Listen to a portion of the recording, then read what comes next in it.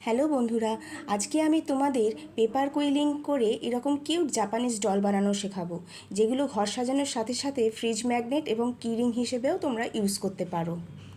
এর জন্য প্রথমেই 5 mm চওড়া ক্রিম কালারের 7টা পেপার স্ট্রিপ আমি নিয়ে নেব, আর সেগুলোকে এক এক করে আঠা দিয়ে এইভাবে জোড়া লাগাতে থাকবো।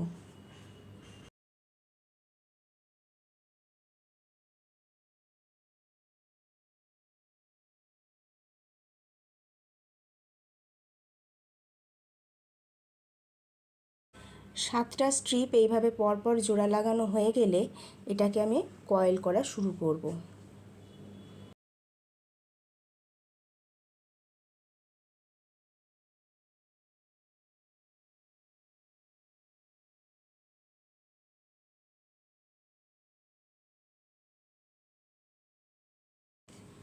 এটা হয়ে গেলে একটু আঠা লাগিয়ে জোড়া লাগিয়ে নেব। এই একইভাবে আমি দুটো করব ফেসের জন্যে। এরপর বডিটা তৈরি করার জন্যে আমি 5 mm এর আরও 8টা স্ট্রিপ নিয়ে নেব। আমি লাইট পিঙ্ক কালার নিয়েছি, তোমরা তোমাদের পছন্দ মতো কালার চুজ করতে পারো।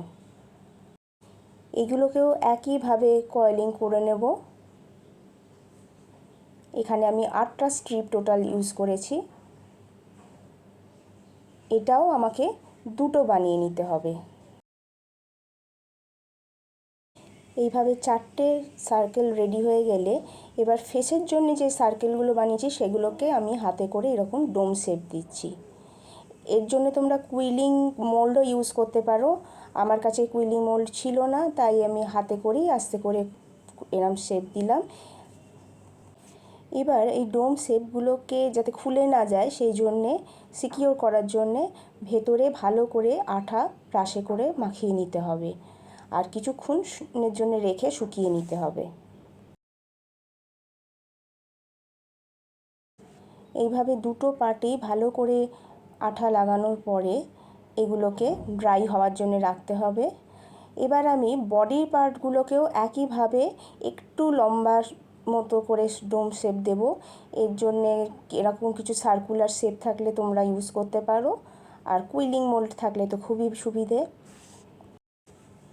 এইভাবে আস্তে আস্তে শেপ দেওয়ার পরে ফেসের মতো বডি পার্ট দুটোরও ভেতর দিকে আঠা লাগিয়ে ড্রাই করতে দিতে হবে। এখানে শেপটা দেওয়ার সময় নিচের দিকটা আমি একটু ফ্ল্যাট রেখেছি যাতে এটা দাঁড়াতে পারে এইভাবে। এবার এরও ভেতরে কিছুটা গ্লু লাগিয়ে স্প্রেড করে দেব, আর কিছুক্ষণের জন্যে ড্রাই হওয়ার জন্য রেখে দেব। এবার ফেসের জন্য যে পার্ট দুটো বানিয়েছিলাম সেই দুটোকে এইভাবে একসাথে জোড়া লাগাতে হবে। এর জন্য একদম ধার বরাবর আমি গ্লু লাগিয়ে নিচ্ছি, নিয়ে দুটো পার্টকে একসাথে স্টিক করে নেব।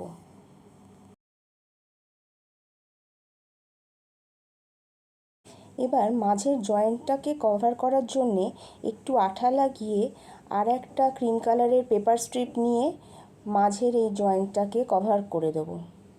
এইভাবে ঠিক মাঝ বরাবর আমি এটা লাগিয়ে নিচ্ছি। এক্সট্রা পার্টটা এইভাবে কেটে বাদ দিয়ে এখানটা জয়েন করে নেব।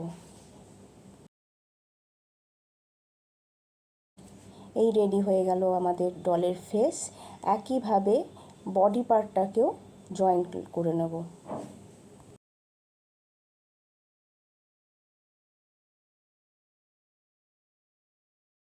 এখানেও মাঝের এই জয়েন্টটাকে কভার করার জন্যে একটা আলাদা পিঙ্ক কালারের স্ট্রিপ দিয়ে মুড়ে নেব।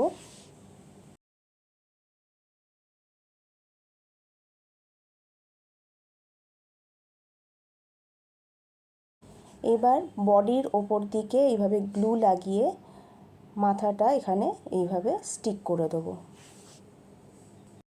এইভাবে স্টিক করার পরে কিছুক্ষণ ড্রাই হওয়ার জন্য রেখে দিতে হবে।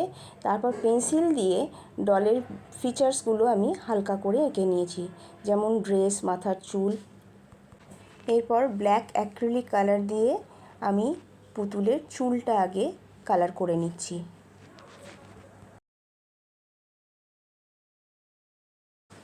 এইভাবে আস্তে আস্তে চুলের পার্টটা আমি কালার করা কমপ্লিট করলাম।